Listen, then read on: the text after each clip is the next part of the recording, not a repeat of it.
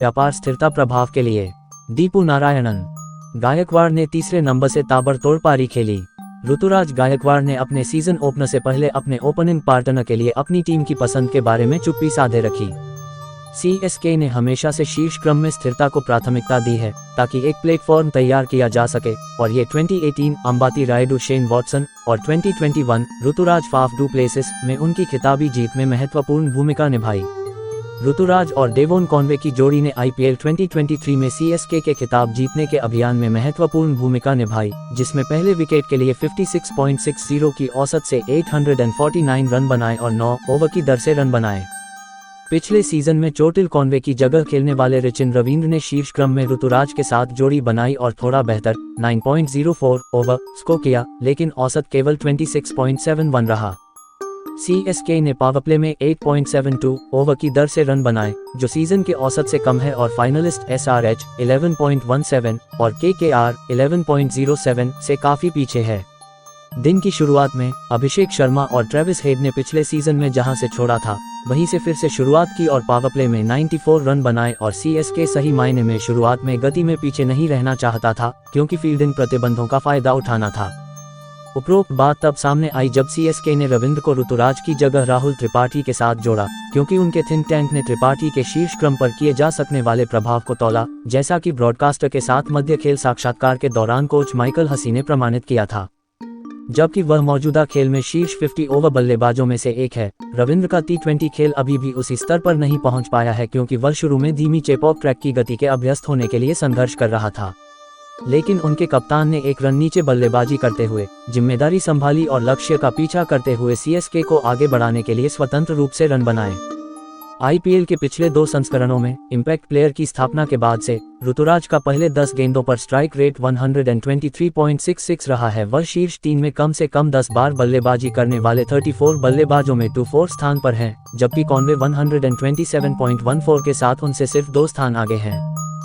इसकी तुलना में रविंद्र का 146.25 और त्रिपाठी का 145.20 का स्ट्राइक रेट है, जो आराम से शीर्ष 10 में है।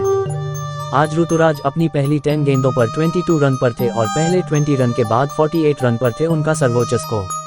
उन्होंने अपना सबसे तेज आईपीएल अर्धशतक 22 गेंदों पर भी दर्ज किया और उन्होंने जिन गेंदों का सामना किया उनमें से 72.7% पर आक्रमण किया। आईपीएल में 50 तक पहुंचने के समय उनका दूसरा सर्वोच्च स्कोर।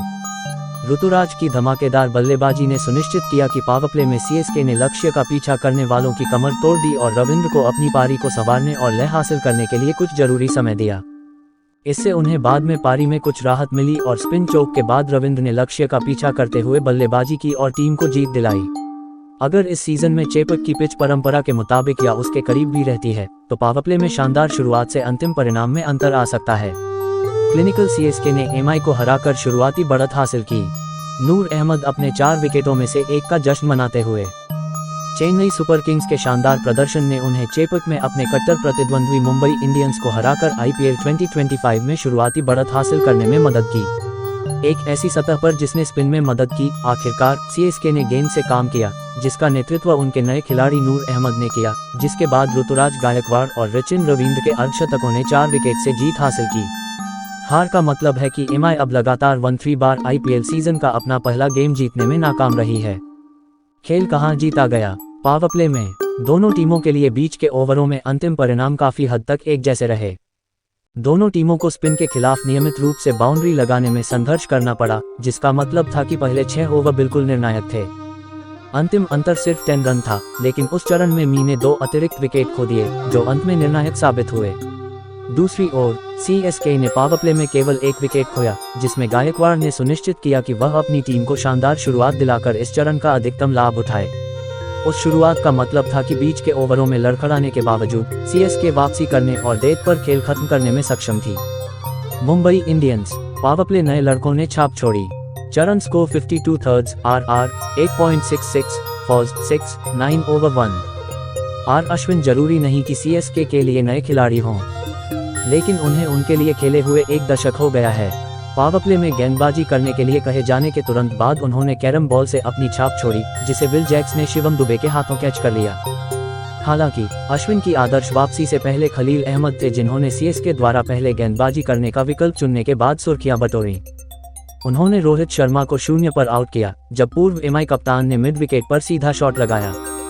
अपना पहला आईपीएल मैच खेल रहे रयान रिकेल्टन ने सैम कुरैन की गेंद पर 2 शानदार शॉट लगाए, लेकिन खलील ने उनकी साहसिक शुरुआत को छोटा कर दिया क्योंकि बाएं हाथ के इस बल्लेबाज ने गेंद को अंडर एज करके उनके स्टंप्स को चकनाचूर कर दिया। इसके बाद तिलक वर्मा ने अपनी पहली 2 गेंदों पर कुछ हाई रिस्क शॉट खेलकर सबको चौंका दिया और बाउंड्री बटोरी और सूर्यकुमार यादव ने पावर प्ले के अंत में एक खास विप के साथ गेंद को सीमा रेखा के पार पहुंचा दिया। मध्य ओवर चेपॉक में फिर से जीतेगी स्पिन।